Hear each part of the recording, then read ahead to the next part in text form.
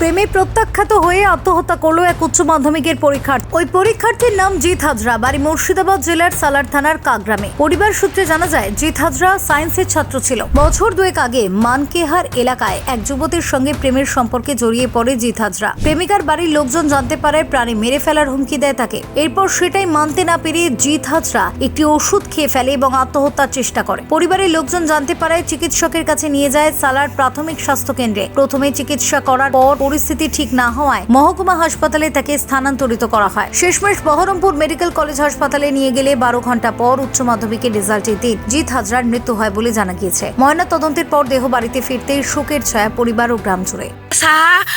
না কৌশিক সাহা কাজল সাজির ছেলে কৌশিক সাহা, ও ছেলে আমার ছেলের ফোন নাম্বার লিখে ওই মেয়েকে দিয়েছে গো। ওই ছেলে আমার সব বোনাস করে দিল গো। আমার ছেলে ওই মেয়েকে চিনে না গো, বলেছে ভালো মেয়ে তুই প্রেম কর, তোর নু গায়ে বাড়ি তোর কিছু হবে না রে, তুলি পালিয়ে যাবি রে, তাই বলেছে রে। ওই ছেলেতে আমার সব ঘটনা করেছে গো। কদিন 1.5 বছর হয়েছে গো, 1.5 বছরের প্রেম। কি বলেছেন জিৎ হাজরার পরিবারের লোকজন, শোনাবো আপনাদের। সায়েন্স নিয়ে পড়াশোনা করতো, পড়াশোনা মাধ্যমিকে ভালো রেজাল্ট করেছিল, উচ্চ মাধ্যমিকে আশা ছিল ভালো রেজাল্ট হবে। তা ছেলে পড়াশোনায় খুবই সুন্দর ছিল। তা ছেলেকে নিয়ে কিছুদিন কাজকর্ম মাঠে আমি করছিলাম, মিউনিসিপ্যালিটি পাই নাই, গরিব মানুষ, চাষি মানুষ।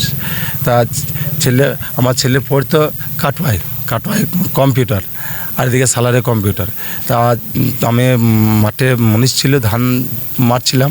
তা ছেলে বললো যে আমি কাটোয়া যাবো। আমি বললাম যে কাটোয়া যেতে হবে না, মুনিশ নেই, তা থাকো। তা বললো যে না, আমি কাটোয়া যাই, কাটোয়াতে আমার এমার্জেন্সি আছে, আমি ঘুরে আসি। আমি তাহলে তুমি যাও, মায়ের কাছে ভাত খাও, পয়সা লাও, চলে যাও। আমি ছেড়ে দিলাম, ছেলে চলে গেল, ঘুরে আসলো। তা করতে করতে 5টা বেজে গেল, কাজকর্ম আমার গুটি এলো। গুটি আসার পর ছেলেকে নিয়ে বসলাম। বললাম আরে বাবা কাজকর্ম তো হলো? বলে হ্যাঁ হলো। তা হলে আমি তাহলে কাল তুমি কী করবো করছো? বলছি বাবা আমি কালকে কানলা যাবো। আমি কানলায় কী করবা? বলছি কানলায় কোচিং করবো। কিসের কোচিং? আমি তো কোচিং সম্বন্ধে জানি না, ওটা শুনেছি না কি পার্সোনাল। তা সে কী ব্যাপার সেটা? বলছে চাকরির, অনেক রকম চাকরির ব্যাপার আছে। আমি মূর্খ মানুষ বুঝে গেলাম। তাহলে ঠিক আছে, চাকরি যখন মানুষ তাহলে তুমি যখন যেটা ভালো বুঝছো, বড়ো হয়েছো, তুমি সেটাই করো।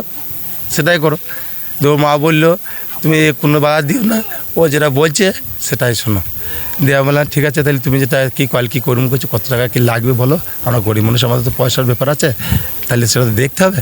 দিয়ে বললো বাবা প্রথম 5,000 টাকা নেবে, তারপরে মাসে 1,000 টাকা 1,500 টাকা করে নেবে।